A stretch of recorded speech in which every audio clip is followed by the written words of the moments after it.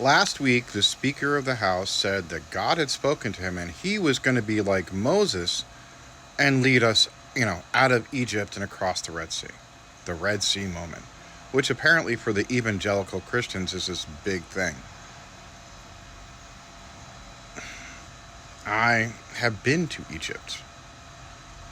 I know how far the Red Sea is from the Nile. It's not that far. You can walk it in a day. It's across the desert. It's a long, arduous walk, but you can do it. No, maybe two.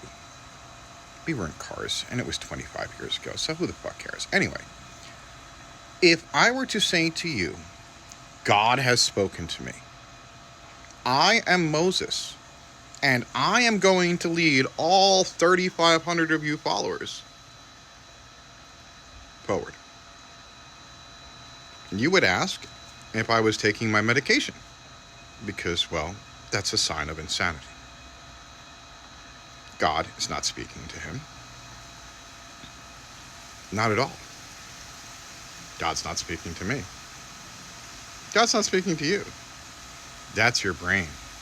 See, we only understand about 12% of how the brain works. And things like multiple personality disorder, which have gone away, and things like Sybil, they've always been there. So anyone who can stand up there and calmly say that he's like Moses, his elevator does not go to the top floor. And we are having more and more of these repugnant Republicans use religion as a basis for how they're thinking, when our First Amendment clearly says a separation of church and state. Mike Johnson, who thinks he's Moses, also thinks that your wife, your daughter, your cousin, your mother should have no control over her body whatsoever, and that he, and he alone, should be the one responsible for making decisions on whether or not you can have children. I thought the GOP was the party of small government. That seems an awful lot like you being in my bedroom. I'd prefer no.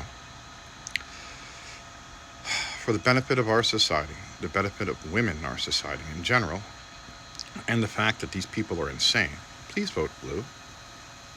And if you are a person who doesn't think that you can vote for Biden, I want you to explain to me how, with a two-party system, you're going to get a third-party person that is not going to negate the votes for Biden and allow Trump to win. You can't do it. Vote true and vote for Biden, or we lose our democracy.